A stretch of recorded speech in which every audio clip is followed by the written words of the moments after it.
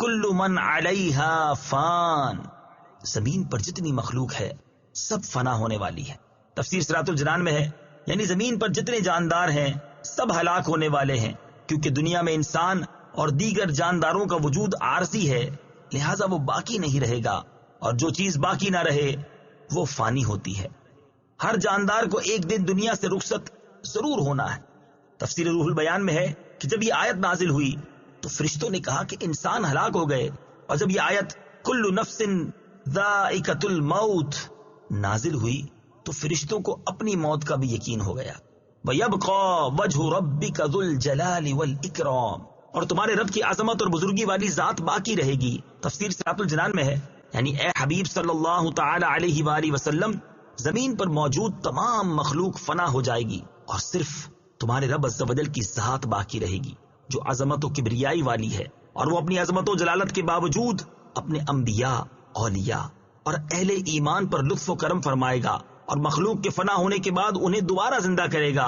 اور انہیں ابدی زندگی عطا فرمائے گا۔ سورہ رحمان کی آیت نمبر 27 کے آخری الفاظ ذو الجلال والاکرام کی برکت، اس آیت کے آخری الفاظ کو اپنی دعا میں شامل کرنے کی برکت سے دعا قبول ہو جاتی ہے۔ چنانچہ حضرت انس رضی اللہ تعالی عنہ سے روایت ہے، تاجدار رسالت صلی اللہ تعالی علیہ وآلہ وسلم نے ارشاد فرمایا، اس دعا یا ذل الجلال والاکرام کو لازم پکڑ لو اور اس کی کثرت کیا کرو۔ اور حضرت معاذ بن جبل رضی اللہ تعالی عنہ فرماتے ہیں، نبی کریم علیہ الصلوۃ والسلام ایک ایسے شخص کے پاس سے گزرے جو یا ذل الجلال والاکرام کہہ رہا تھا۔ آپ علیہ الصلوۃ والسلام نے اس سے ارشاد فرمایا، بے شک تیری دعا قبول کر لی جائے گی، تو دعا مانگ۔ فَبِأَيِّ آلَاءِ رَبِّكُمَا تُكَذِّبَانِ، تو تم دونوں اپنے رب کی کون کون سی نعمت کو جھٹلاؤ گے۔ تفسیر صراط الجنان میں ہے یعنی جو نعمتیں سب کے فنا ہونے پر مرتب ہیں، جیسے دوبارہ زندہ ہونا، دائمی زندگی ملنا اور ہمیشہ باقی رہنے والی نعمتیں عطا ہونا وغیرہ، تم دونوں ان میں سے اپنے رب عز و جل کی کون کون سی نعمت کو جھٹلاؤ گے۔ فنا ہونا بھی ایک اعتبار سے نعمت ہے۔ حضرت عبداللہ بن احمد نصفی رحمۃ اللہ تعالی فرماتے ہیں، فنا ہونا اس اعتبار سے نعمت ہے کہ ایمان والے موت کے بعد ابدی اور سرمدی نعمتوں کو پائیں گے، جیسا کہ حضرت ابو قتادہ بن ربعی انصاری رضی اللہ تعالیٰ عنہ فرماتے ہیں کہ رسول کریم صلی اللہ تعالی علیہ وآلہ وسلم کے پاس سے ایک جنازہ گزرا تو آپ نے فرمایا مستریح و مستراح منہ۔